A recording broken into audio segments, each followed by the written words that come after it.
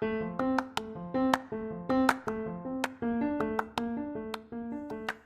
you, welcome to Sacrilegious Discourse. I'm husband. I'm wife. And together we're reading the Bible.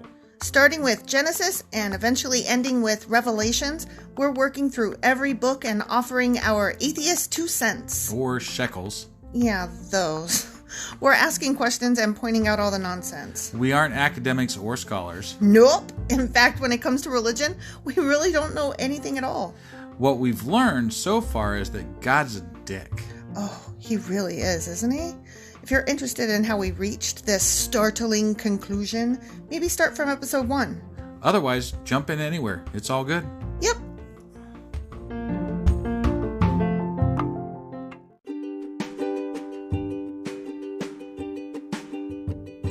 Hey wife, we just got a new sponsor. It's Anchor. They must think we're doing something right because they picked us back up. That's amazing. Want to hear something even more amazing? Yeah? I actually know what they are. You are full of shit. I'm calling your bluff. Tell me about Anchor. Okay, so Anchor by Spotify is the easiest way to make a podcast with everything you need all in one place. I'm actually surprised you knew that, but did you also know that Anchor has tools that allow you to record and edit your podcast right from your phone or computer? Yes, because I see you do that on your phone all the time and it looks pretty simple. It really is, and when hosting on Anchor, you can distribute your podcast on listening platforms like Spotify and Apple Podcasts. But I use CastBox. Yeah, darling, I know you like CastBox. It gets distributed there too, and lots of other platforms as well. And how much are we paying for this awesome service? Absolutely nothing. Coolio! So then we should tell people to download the Anchor app or go to anchor.fm to get started? Yep, do it now.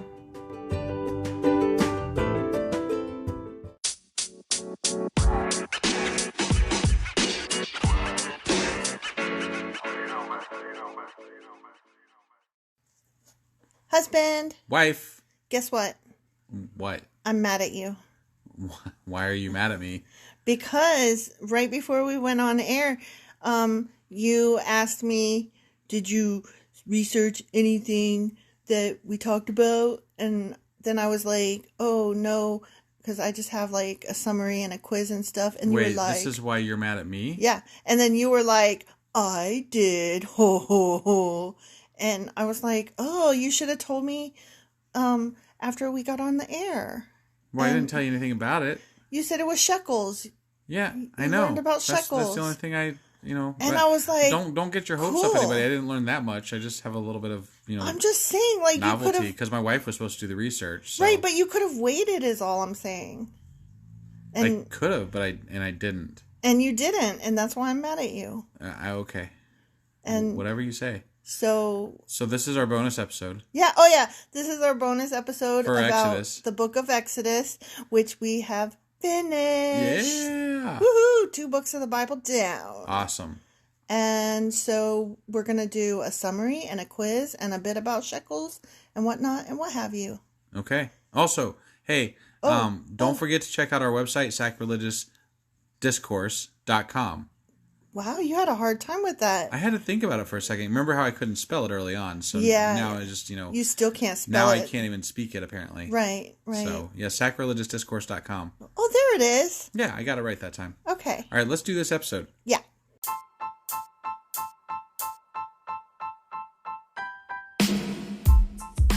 Hey, wife. Yes, husband. Did you know that we are now on Patreon? Yes, because you told me, but also, no, tell me more. So we're on Patreon now. Are we? We are, and our supporters can go there and support us, and we have multiple levels all the way up to You Killed God. That sounds really drastic and escalated quickly-ish. Well, no, there's multiple levels before there, so it escalates on a sliding scale of, cheap to not cheap. Oh. But, we can definitely use any amount, so, like, any support is always appreciated. So what exactly is Patreon? It's a place where you can show your support for our podcast. And just our podcast? Any podcast or any performer.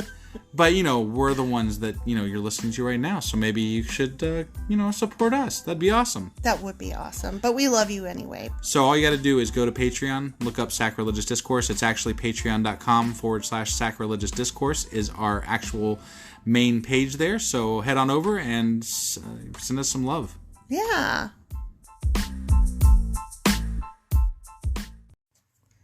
Okay, so I have some questions for you. I have possible answers for you. What do you remember about the book of Exodus? I remember there was a lot of Moses, and there was a lot of Aaron, and there was a lot of garments, and a lot of ark building, and a lot of directions on how to build said ark, and also tax collection and stuff like that. That's really funny because that's like the most of what I remember. But then when I was working on the summary, like what we remember from the reading of it is not even the important bits that we were supposed to take from it. I mean, isn't that funny? Yeah. I mean, well, I don't view the Bible as that important, I guess. So there's right. that.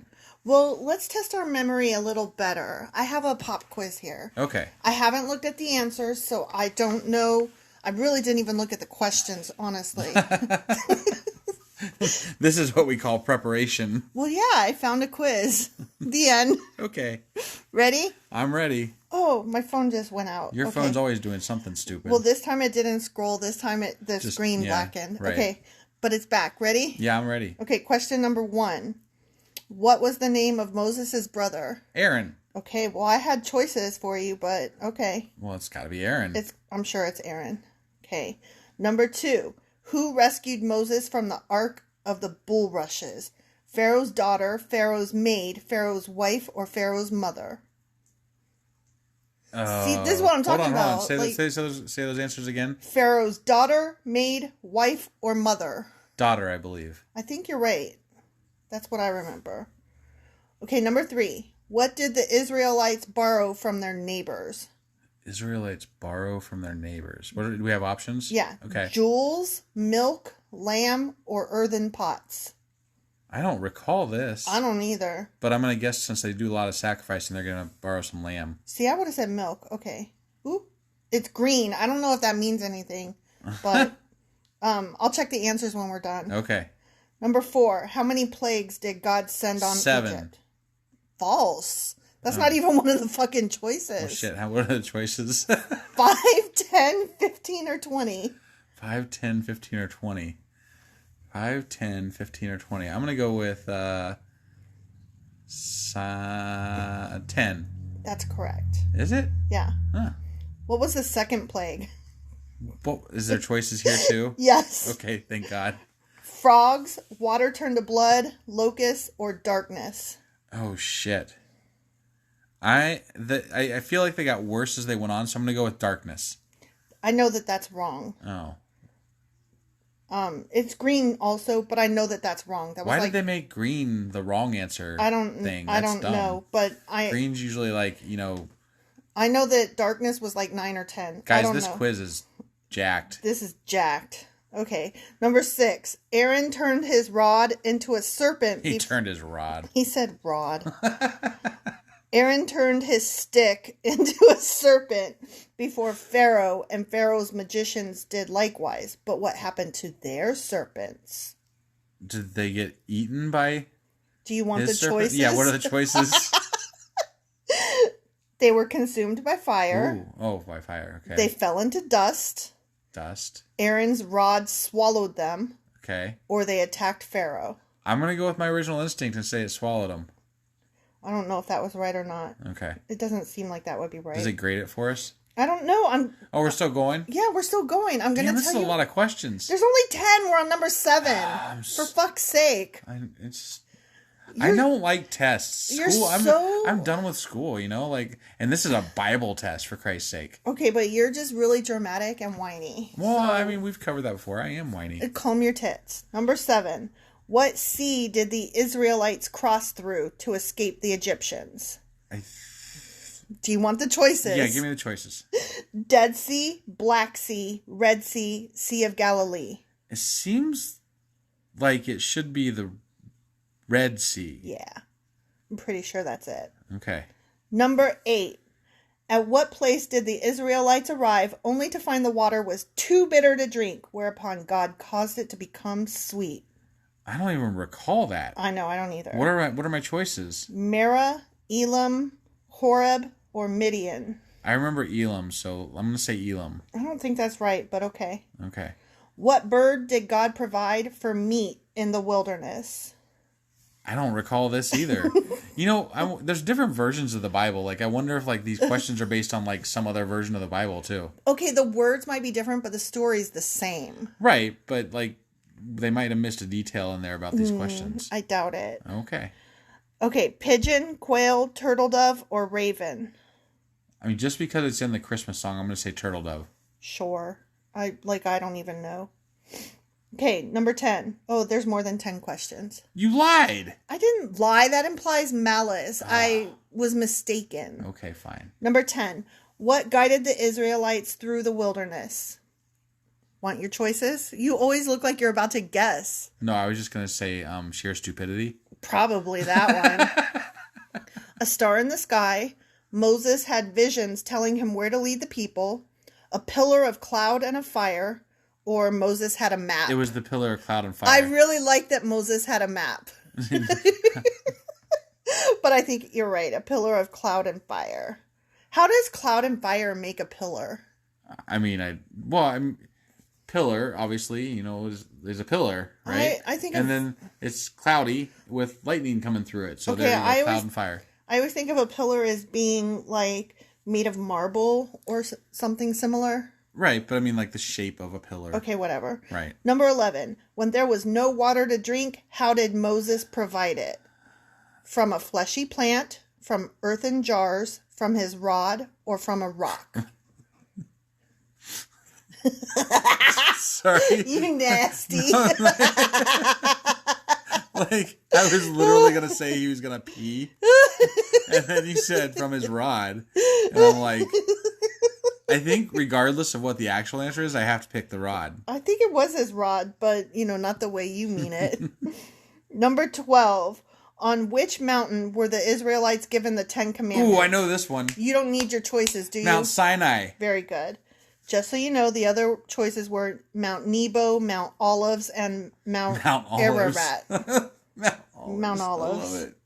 I wish that there was like Old Smoky, Mount Old Smoky. Right. On top of. Yeah, yeah. Number 13. What is the 7th commandment? Thou shalt not... You're good so far. Forget the fucking Bible. Oh my God. What are my choices? Covet, steal, commit adultery, or bear false witness? I'm going to go with bear false witness. Yeah, I couldn't even tell you. Because I have no idea. I didn't... Yeah. Like, I don't know. I mean, I know them vaguely. And you know what? Nobody actually knows except for Moses because he broke the first fucking tablet. It's true. He broke the first draft. So it could have been a completely different order the first time. It's true. I mean, we're right even if we're wrong. Yeah, exactly. Number 14. What was on top of the Ark of the Covenant? Oh, I know this one. Fucking gold. Okay, but that's not what they mean. Do you know it? What are my choices? But do you know it even without the choices? There was cherubs. Okay, I think it's that one. 2 cherubim, candlestick, golden bowl, or Aaron's rod. Okay, I have to tell you, every time I see the name Aaron... It's definitely not Aaron's rod. But listen, every time I see the name Aaron, I always think of that Key and Peele skit. And it's the one where he's the teacher and he calls the kid Aaron. Yeah. That was good stuff. You don't even know. I don't. Never mind. Yeah. How do you not know Key and Peele? I know who Key and Peele are. I don't remember that skit. Oh my God. It's like one of the most famous ones. I kind of remember it, but No, you either remember or not. And if you don't remember, you suck. The end. All right. So what was on top? I think it was I thought it was the bowl, actually. I think it's the 2 cherubim. Well, I thought the cherubim were on the side of the fucking ark. Well, I'm going with cherubim. That's fine. I let you pick the other ones. I'm picking the cherubim. That's completely fair. Okay, number 15.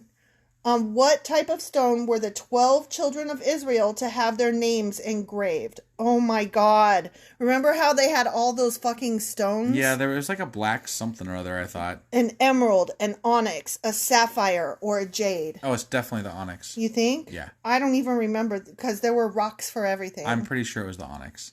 Number 16. What color was the priest's robe? Well, there was 3 colors. What are the choices here? Red, blue, scarlet, purple. Seriously? Yes. It was all of them, right? But there is no all of the above. I'm gonna say purple because whatever. I agree with that reasoning. Number 17. What compelled the Israelites to form and worship the golden calf? Aaron. I know, right? But Aaron. And Moses was taking too goddamn long. True. Like, True. dude did not come down off that mountain. Hashtag facts. They probably thought he was dead. I know. I mean... Okay, so here's your choices. When I think my, spiritual leader is dead, I always worship golden calves. True. That's like the first step after that. That's what I do. I always go to everybody and I collect all their gold and I melt it down into a fucking cow. Every single time. Like, that's just like the next logical step. That's what you do. Obviously. That is what you do. Yeah. Okay, so A, they wanted to make a statue to the Lord. No. B, they created it as repentance for their sins. No. No. C, they made it as a symbol of their freedom from slavery. No. I don't feel like that was it. I think it's this last one. And it kind of goes along with what you said. Okay. They didn't know what had happened to Moses. Right, yeah, exactly. That's the one we're picking. Like, yeah. That's the right answer. They just wanted I don't even care. Worship a golden calf. No, what? You can stop it. They just wanted to worship something. Yeah, yeah. Number 18. What was the name of a man who was given the Spirit of God to enable him to become a good craftsman and assist with the building of the tabernacle? There was actually two. But who do you think they want? They want the Bezaleel. Yep, Bezaleel. Yep. Bezaleel. Beelzebub. Yeah, that. The other choices were Caleb, Uri, or Buzz. Don't forget Aholiab, though. I know. Aholiab. Hashtag Aholiab. I know. Fucker got dissed all the way through. Like, I just feel like, really sorry. Because he's from the tribe of Dan. The tribe of Dan. Tribe of Dan always gets shit on. They get all the crap. They really get overlooked. Fucking tribe of Dan. Tribe of Dan. Number 19. Who was Moses' successor? Moses'? Yes. Yeah. Who was his successor? Successor? Yeah. What are my choices? I mean, I would have thought Aaron, but... Joshua, Caleb, Aaron, or your favorite boy, Aholiab. Oh, they got Aholiab there, huh? Yeah, but I don't think that's the answer. Yeah, it's definitely not the answer. He was just the seamstress. they just took another name from Exodus and they're like, throw that in there. Throw that in there. I think Aaron. I wouldn't really call him like a successor, though. He just was like the mouthpiece because Moses couldn't fucking talk. Yeah, yeah. But I mean, that's what I would say. That's what I would pick of those. I didn't really know he had a successor so much as he had a partner. Yeah. Whatever. I mean, that's kind of how it felt. Yeah. 20. For how many years did the Israelites wander in the wilderness? 20, 30, 40, or 50? I'm going to go with 40. I think that's right. Okay. But honestly, I don't know the answer to that, so. Let's see. Are you calculating our scores here? Yeah, looks like we got a 71.5. Hey, that's a passing grade, you know? I am okay with a passing grade. Wait. Does it even tell you which ones we got right and wrong? Where's the answer? I told you this was a jacked up quiz. Oh my god. Can you go back through and like... Wait, submit. Oh, yeah, you gotta hit the fucking button. Oh, I forgot to put our name in. Oh my gosh. Okay, hang This is like all kinds of fail. Just stop. Do you want me to tell them about the shekel while we're waiting? No, I already did it. And you tell us about the shekel in a minute. Oh, okay. All right. Ready? Yeah. What was the name of Moses' brother? Aaron. High five. Yay. Number 2. Who rescued Moses from the Ark of the Bulrushes? Pharaoh's daughter. Correct. Yay. I knew that one. What did the Israelites borrow from their neighbors? We chose lamb. The answer was jewels. Why did they borrow jewels? Oh, okay. That seems stupid. Yeah. God had promised Abraham... Because they had to give them to, make the ark. God had promised Abraham that when the Israelites left Egypt, they would come out with great possessions. So they borrowed them. Okay. Yeah. That's dumb. That is dumb. How many plagues did God send on Egypt? 10. I was right? We got that right. Holy shit. Yeah. I knew that one. What was the second plague? I told you it wasn't darkness. It was frogs. Oh. It was frogs. Good old frog plague. I would have gone with either frogs or water turned to blood. I couldn't remember, but I knew it was one of them. So I was better than you. Right. You're always better than me. I am, baby. Oh, I love you. Love you. Number 6. Aaron turned his rod stick into a serpent before Pharaoh and Pharaoh's magician did likewise. But what happened to their serpents? We chose they were consumed by fire, but the answer was Aaron's rod swallowed them. I thought I chose Aaron. I said Aaron's I rod apologize. swallowed them. No, I got it. I said that backwards. Okay. You said Aaron's rod swallowed them, but they were consumed by fire. Oh, okay. Sorry. All right. Sorry. All right. So we got that one wrong. Okay. Okay, what sea did the Israelites cross? It was the Red Sea. Yes. We got that one right. At what place did the Israelites arrive only to find the water was too bitter to drink? You said Elam. It was Mara. Okay. Like Mar-a-Lago. Yeah, I wouldn't drink the water there either. What bird did God provide for meat in the wilderness? You chose turtle dove because of a fucking Christmas carol. Well, yeah. But the answer was quail, obviously. Why is it obvious? Because you eat quail, you don't eat turtle dove. How do you know? Have you ever tried turtle dove? You hear about people going hunting and what they eat when they go hunting, and they hunt for quail. They hunt quail. They don't fucking hunt turtle doves. Maybe they were so good they hunted them out of extinction. I don't want to hear your shit. You're nonsense. Okay. What guided the Israelites through the wilderness? A pillar of cloud and of fire. We got that one right. Yeah. When there was no water to drink, how did Moses provide it? You chose from Apparently it wasn't his Peter. Rod. Yeah. It was from a rock. From a rock. Because, you can't get water from stone. Yeah. Like, that's where that phrase comes from. But he did. Right, but it was magic. Okay. Under normal circumstances, without God or whatever. Got it. You, okay. a normal human being, cannot... Got it. I got it. Got it. Okay. On which mountain were the Israelites given the 10 Commandments? Mount Sinai. We got that one right. What is the 7th commandment? Yeah, no idea. Which one did we choose? We chose thou shalt not bear false witness. Sure. The answer was thou shalt not commit adultery. Okay. I guess we failed that one, and so... I don't really care. Are we going to commit adultery now? No. Okay, you better not. Right. Okay. What was on top of the Ark of the Covenant? You were right. I was right. It was 2 cherubim. Huh. Ha. Okay. When I was first reading this and it said golden bowl, and I was just like skimming it real quick, I thought it said goldfish bowl. And I was like, I know that one's wrong. It's definitely not a goldfish bowl. It's not a goldfish bowl. No. It's also not a golden bowl. Right. Okay. On what type of stone were the 12 children of Israel to have their names engraved? Score one for me. Yep, it was an onyx. I would not necessarily have got that. I don't know what I probably would have just picked the first one, an emerald. So, fuck me. What color was the priest's robe? We picked purple, but it was blue. I think that's bullshit. I think that also was bullshit. That was a bullshit question. Maybe I'm wrong, but I'm almost certain they said that they were all those colors. It was all those colors and all those threads. Right? Those 3 colors. It was very important that they covered those colors multiple times. Multiple times. The middle garment beneath the ephod and above the coat, made from one piece of fabric and similar in design to the robe Christ was wearing at the crucifixion. Whatever. Right. What compelled the Israelites to form and worship the golden calf? We were right. They didn't know what the fuck had happened to Moses, and they were like, gotta worship something. Might as well be a cow. And hey, let's make it out of gold. Sure, why not? That makes total logical sense. Even though they'd seen miracles performed by this. Sure. Yeah. Yep. What?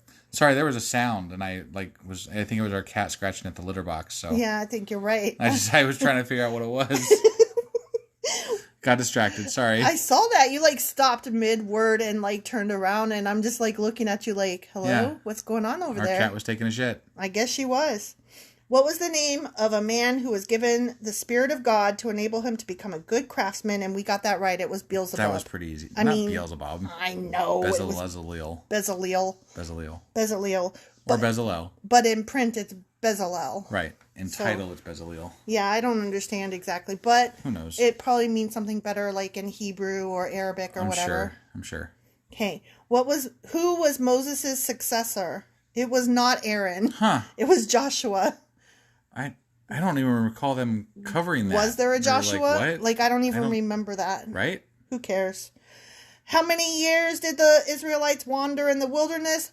40, bruh. Yes. We got that one right. Oh, the average score was 71. We got a 55%. Oh, we're literally reading the Bible. And we failed. Got 55%. We failed. We suck. Yeah, we suck really bad. Man. Yeah. So, sorry, guys. We are not Bible buffs, apparently. We're no good. Yeah. We don't do Bible. We suck at Bible. We rule at making fun of the Bible, though. Yes, we are pros. So there's that. So tell me about shekels, asshole. So it's really just not that much that I learned, other than the fact that it was a form of payment back in the times when they wrote the Bible. Okay. And there was, they think, a standard weighted piece that was kept in a central location that they would use to gauge other shekels by. Now, the interesting thing is that you can still get a shekel today. I thought I saw that somewhere, just like, not because I was studying up on this, but I thought I saw something that was like blah, blah, blah shekels. And I was like, wait, what? Yeah, so like there's still a thing. In 1980, I think it was 1980. It's around that time if it's not exactly 1980. But Israel actually changed their payment type from the lira to oh my God, the you didn't know how to say lira? Sorry. I didn't know that they used lira. That's an Italian coin, FYI. But they changed it from the lira to the shekel. That's interesting. So you can still get a shekel today. That is also interesting. Yeah, I thought that was pretty cool. I wonder why Israel and Italy both use lira. You'll have to ask somebody else. You know what? You're dumb. But I also have an interesting little factoid about lira and Italian money in general. Mm-hmm. You know, back before they started using the euro. Mm-hmm. What was I saying? The lira is coins, and the paper Italian monies were mills.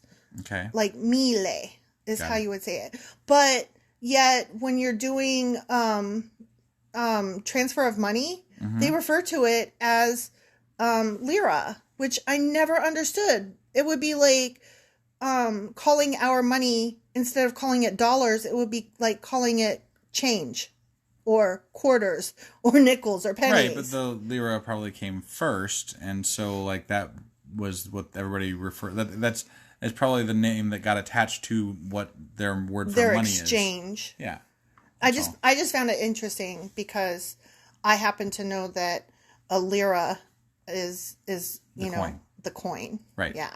Got it. Okay. So let's take a break, and then when we come back, I'm going to just blow your mind with all this interesting factoid stuff. Okay. It's going to be cool. I can't wait to have my mind blown. Okay.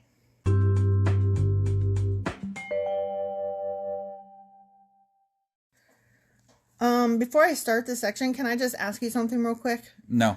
Well, I'm going to. No. Just now you were counting down, and instead of going 3, 2, 1, go, you went 3, 2, 1. Why did you sing like that? Because I felt like, what's the whole point of this podcast? We're here to have fun, and it's just I've never heard you do that. Why did you do that? That was so weird. Because I felt like it. Okay. Well, I'm just telling you, it was weird. Yeah. Well, whatever. Just get on with this shit. Okay. So, do you know what the word Exodus means? Exit this? No? Is that wrong? No, it's kind of that, actually. Okay, so I should probably backtrack a little bit. That was me going backwards. That was rewind. That is premium sound effects right there, folks. Yeah. We paid nothing for that. Fuck you. So I got all of my information from either the Merriam-Webster Dictionary or Wikipedia. Yeah. And I did no further research beyond those two sites. Research sucks. Well, yeah, because this is just supposed to give us an overview and not like actually a degree. Well, obviously we're not learning shit. Clearly, quiz, so it doesn't really so matter. Okay, so according to Merriam-Webster, the word Exodus is a mass departure or an emigration. Yeah. And the biblical book of Exodus describes the departure of the Israelites from Egypt, so it's no surprise that the word has come to refer more generally to any mass departure. Sure. One of the examples that they gave, they gave one example that was like historical, but I like to interpret it differently. The example I like to give is after every single motherfucking presidential election in the U.S., there seems to be threats of mass exodus to Canada. I mean, I have threatened that myself. Right. So I just thought that was funny. Yeah. Okay. The word itself was adopted into English via Latin from exodus, which literally means the road out. Got it. Isn't that interesting? It is interesting. Okay. So I'm going to tell you a little bit about the book of Exodus with regard to how it fits into the Torah, which is the Jewish religious stuff. Okay. Book. Yeah. Yeah, that word. That. Okay. Well, let me tell you about the Torah. The word Torah is Hebrew, and it means instruction, teaching, or law, and it has a range of meanings. It can most specifically mean the first 5 books of the Bible, which are the Pentateuch, or they're also called the 5 books of Moses. Okay. It's commonly known as the written Torah. But Torah can also mean the continued narrative from all the 24 books, from the book of Genesis to the end, blah, blah, blah, blah, blah. A bunch of other Bible stuff. Okay. Or it can mean like all of the Jewish rules altogether. So when you talk about Torah, like it's hard to know exactly what people are exactly referring to. So you have to like be a little bit more specific. Right. So I just thought that was important to know, given that we're talking about the book of Exodus, which is the second book of the Torah. And so it's like, but how do you mean though? But the way they mean it here is obviously the second book of the Old Testament, or the first 5 books of the Old Testament. Got it. Right. Okay. Okay. Sorry. Okay. Starting with the deliverance of Moses by Pharaoh's daughter, which we got that one right. Yep. It recounts the revelation at the burning bush. Remember that? Yeah. Where he was called by Yahweh. Yeah. To deliver the Israelites from Egyptian slavery. After Pharaoh rejected his and Aaron's demands, according to the book, I like that they add that, according to the book, the Almighty inflicted 10 plagues on Egypt, resulting in the Exodus. We got that one right too. Yep. The Mosaic covenant was made at the biblical Mount Sinai, and subsequently the tabernacle. Yeah, that damn tabernacle. Okay, so here's a little tidbit about Yahweh. Mm-hmm. Okay. Okay. He was. This just blew my mind. Okay, ready? I'm ready. Okay. Lay it on me. Yahweh was the national god of the kingdoms of Israel, Samaria, and Judah, with origins reaching at least to the early Iron Age and apparently to the late Bronze Age. In the oldest biblical literature, he is a storm and warrior deity who leads the heavenly army against Israel's enemies. Huh. But listen to this. This is going to blow your mind. Ready? Explain why you let him at a storm cloud. Yeah, but this is going to blow your mind. Right. At that time, the Israelites worshipped him alongside a variety of Canaanite gods and goddesses. Huh. Yeah, including El Asherah and Baal, Baal. Have you heard of that? Yeah. Yeah. But in later centuries, El and Yahweh became conflated, and El-linked epithets such as El Shaddai, other El blah blah, El blah blah, El blah blah, came to be applied to Yahweh alone, and other gods and goddesses such as Baal and Asherah were absorbed by the Yahwistic religion. So when they said he's the only God, you have to give up all the other ones, they really were talking about other gods. Right. Because they really did believe that there were other gods. Interesting. So they weren't saying there is one God. So before the revolution of Christianity, there was the revolution of Judaism. Yes. Because it used to be more pagan, Yes. but also included Yahweh. Yes. Huh. And so they weren't saying there is only one God. They were saying this God is the most awesome and you should worship him and stop worshiping the other gods which do exist. That's pretty interesting because it's literally in the Bible. Like we commented it throughout the Bible, throughout our readings here. And they literally comment vaguely to other gods. Yeah. And they allude to other gods. But the whole, like, if you talk to a Christian today, they will say, no, one God. There is only one God. There was never any other but the one. Right. And like there was nothing else. That was it. And that is untrue. Isn't that just, that literally blew my mind when I read that. I was like, get the fuck out. That's pretty neat. Yeah. Exodus was traditionally ascribed to Moses himself, but modern scholars see its initial composition as a product of the Babylonian exile, which was in 6th century BCE. based on earlier written and oral traditions with final revisions in the Persian post-exilic period, whatever that means. No clue. Okay, it's been suggested that it is arguably the most important book in the Bible, which doesn't even matter because we don't fucking remember half of it. No, we did remember half of it, just not the other half. Right. So we remembered half of it, but then we didn't remember half of it. Right.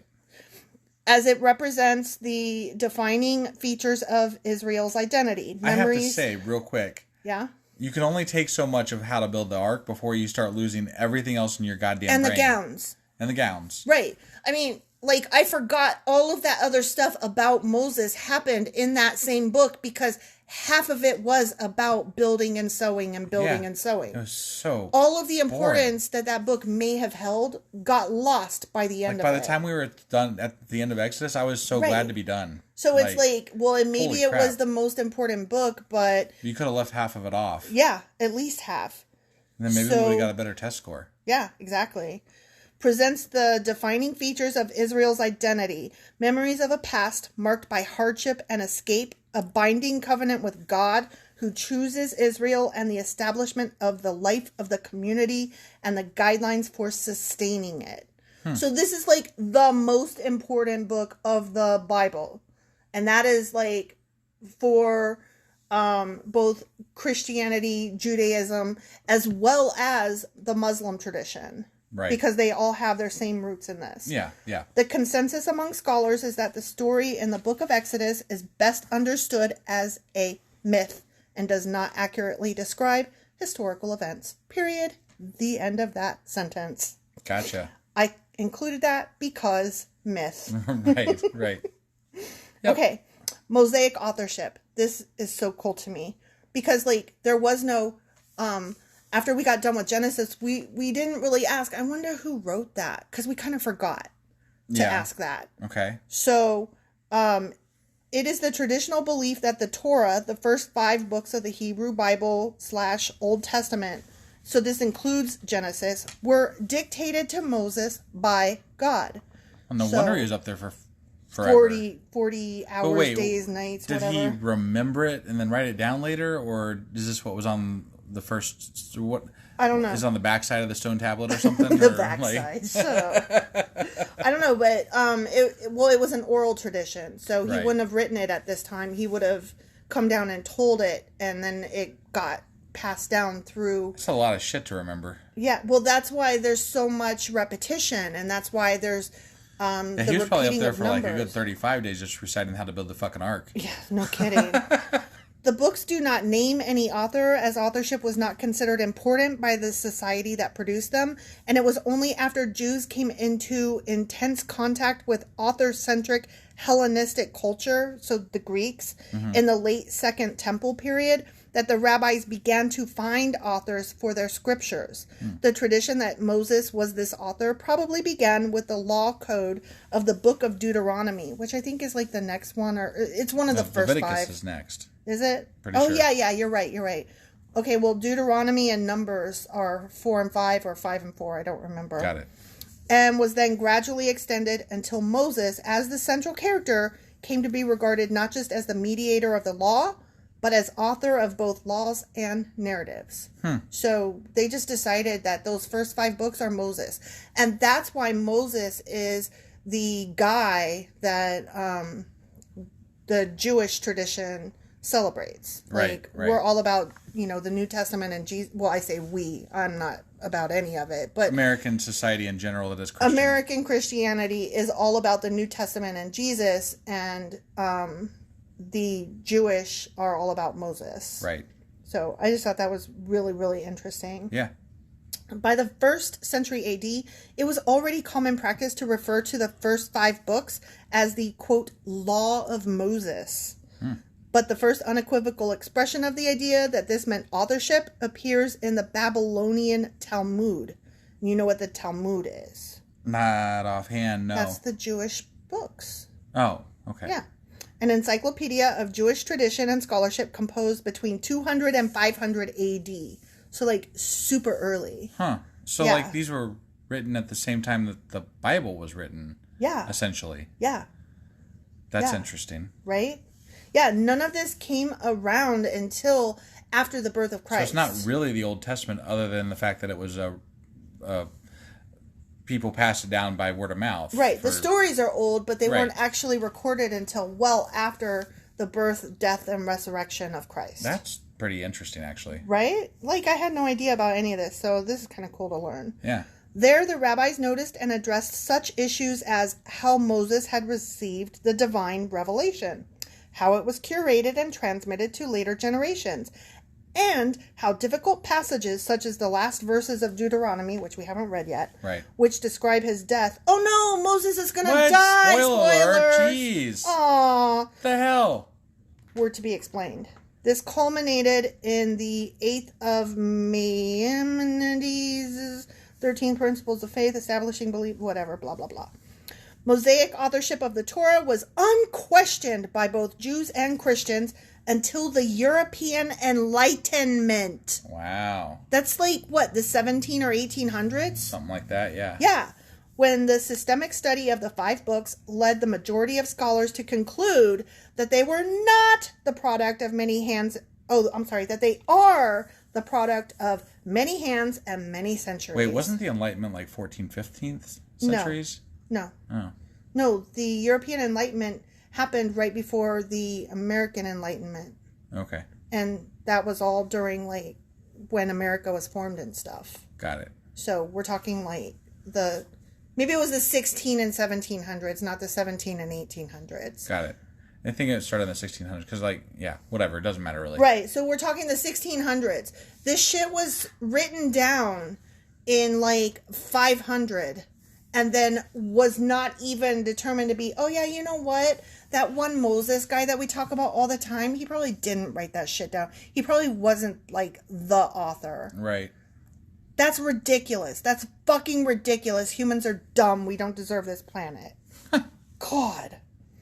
Despite this, the role of Moses is an article of faith in traditional Jewish circles and for some Christian evangelical scholars for whom it remains crucial to their understanding of the unity and authority of Scripture. So they've decided, even though we now know better, like, oh, wells, we still love the guy. He's the one. Right. In Hebrew, the book's title is Names, which I thought this was interesting. It comes from the beginning words of the text. These are the names of the sons of Israel. Got it. So, that's cool. Yeah. Okay. So, here's a little summary. Are you interested at all? I don't know. Probably. Are we? I think we should be because, like, we don't remember it at all. I don't remember it at all. Do you remember it at all? Exodus? Yeah. Okay, so I'm just going to tell you. Okay. Jacob's sons join their brother Joseph in Egypt with their families, where their people begin to grow in number. 400 years later, Egypt's new pharaoh, who does not remember how Joseph had saved Egypt from famine, is fearful that the Israelites could become a 5th column. That's how this all started. Gotcha. Like, I don't recall that being in the fucking Bible. Right, right. That's why Pharaoh was like, you guys need a GTFO. Right. He was worried about overpopulation. Yeah. And a 5th column, FYI, is any group of people who undermine a larger group from within, usually in favor of an enemy group or nation. So he was worried that these Israelites who were there were, like, becoming too overpopulated and were maybe gonna try to overthrow him. Right. And so by trying to squash them, he created that which he most feared. Yeah. But I don't recall that being in the Bible. Like, I really don't. So I thought that was really interesting to learn. Yeah. So he forces them into slavery and orders the throwing of all newborn boys into the Nile so as to reduce the population. Wait, it was in the Bible. You remember how they were talking about there's so many of them, so we need to enslave them. Right. It was kind of touched on a little bit. But that was the overpopulation, but it wasn't like, oh, and I'm also worried that they're going to form a 5th column. Right. Like, that was not really mentioned. You know what I mean? Sure. You are, like, squirmy wormy. What is wrong with you? Well, this is a long episode. Well, it's a bonus, baby. I know. We're definitely getting into bonus. Okay, well, be still.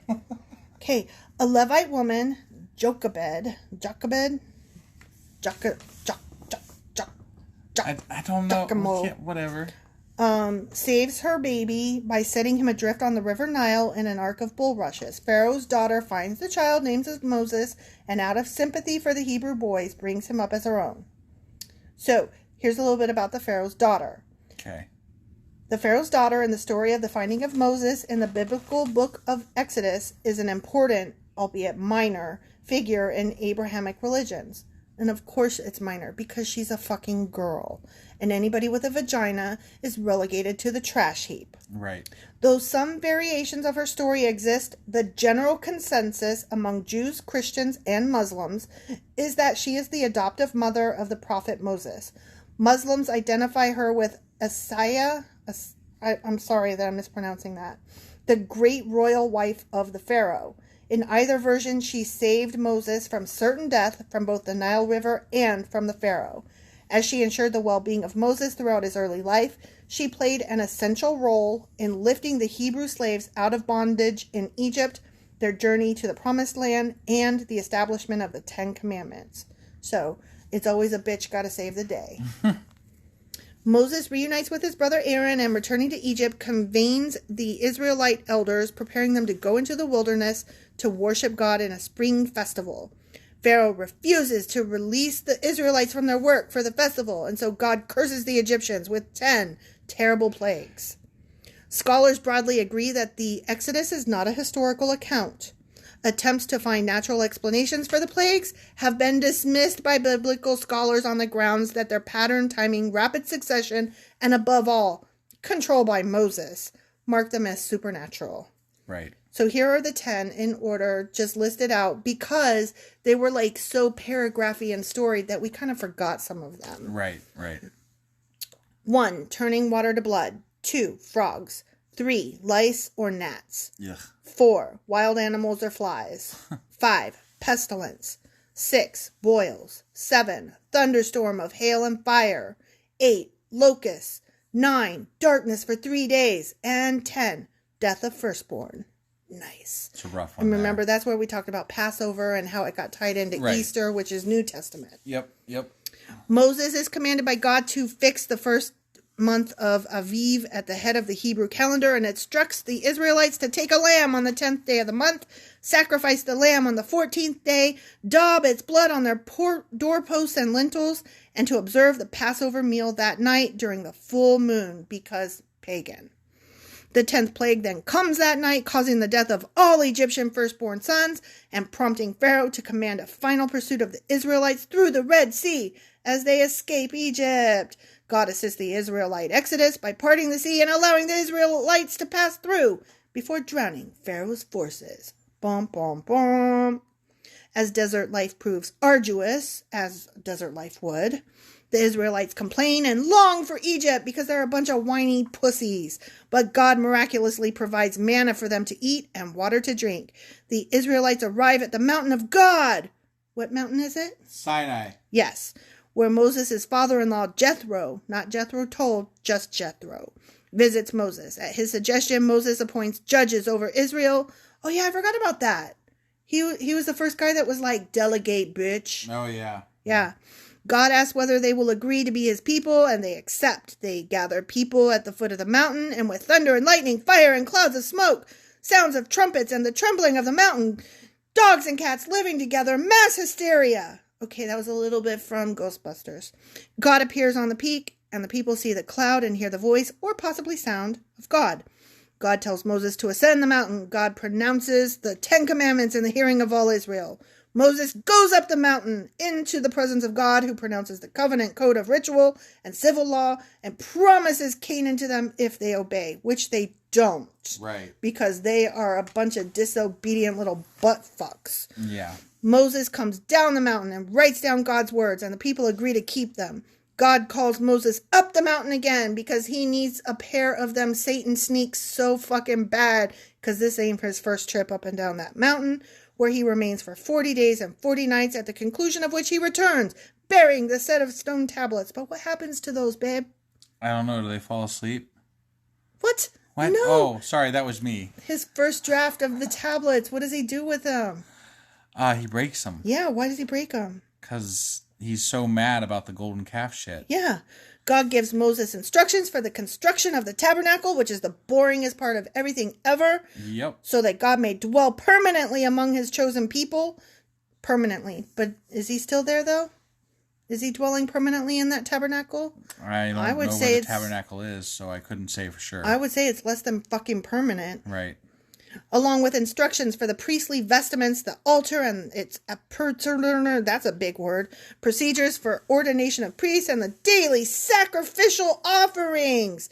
Aaron becomes the first hereditary high priest. Wah, wah, wah. God gives Moses the 2 tablets of stone containing the words of the 10 Commandments written with, quote, the finger of God. Yep. While Moses is with God, Aaron casts a golden calf, because why not, which the people worship. God informs Moses of their badness and threatens to kill them all, but relents when Moses pleads for them. Sorry, I spit on you. I was so enthusiastic. Moses comes down from the mountain, smashes the stone tablets in anger, and commands the Levites to massacre the unfaithful Israelites. That's the part where he says, y'all kill each other. Yeah, and they're like, bullshit. Moker. God commands Moses to construct 2 new tablets. Moses ascends the mountain again with his Satan slippers, where God dictates the 10 Commandments for Moses to write on the tablets. What it doesn't say is, again. Right.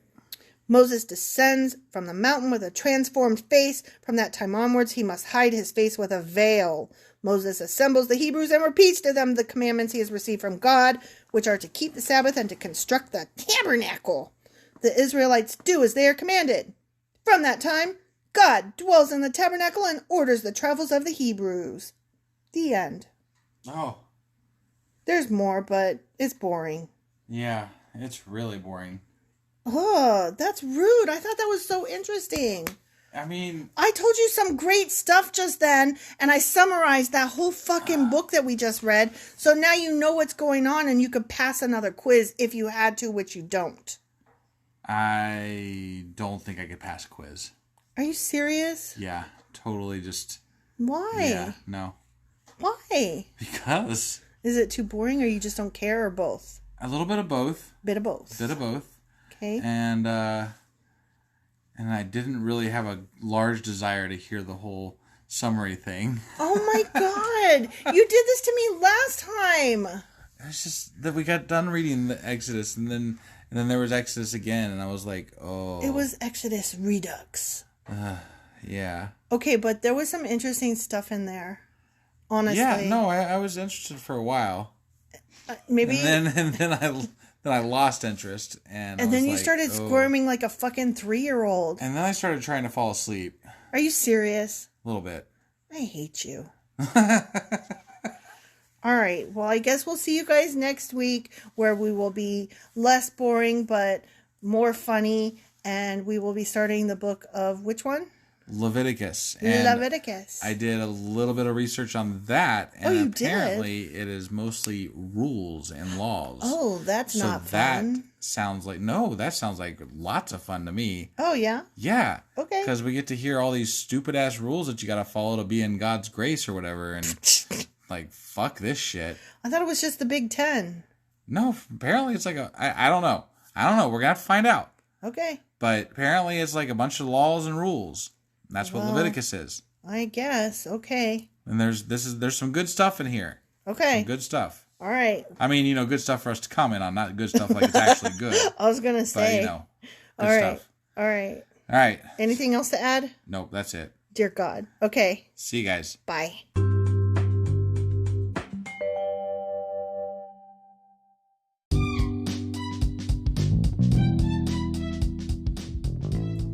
Husband. Wife. Can I say the things now? Yes. Okay. So you had a list of items that you wanted people to check out? Yeah, definitely. Make sure you check us out on Twitter. We are there under the handle sacrilegious_D. For D's nuts. Yeah, that's exactly where I'd have gone with that. Yep. We also would love to get emails from you because we love hate mail, fan mail, the whole 9 yards there. That email address is sacrilegiousdiscourse@gmail.com. And we are now on YouTube. And if you are listening to us on YouTube, you're going to be running a little bit behind what our schedule is for our podcast because you're going to be hearing stuff from 2 months before if you are caught up. You're in the past. You're in the past. So you should join us on our podcasting apps that are available. So like you can catch us on Apple Podcast, Google Podcast, Spotify. I'm on Castbox. Yeah, my wife's special. She's on Castbox. I like Castbox. And then on any of the things that you're on, we always would love it if you would like and subscribe. That helps us out so much. So yeah, do those things. Do those things, and we will see you guys next week. Sure we will. It's on Thursdays. Yeah, that. Okay, bye.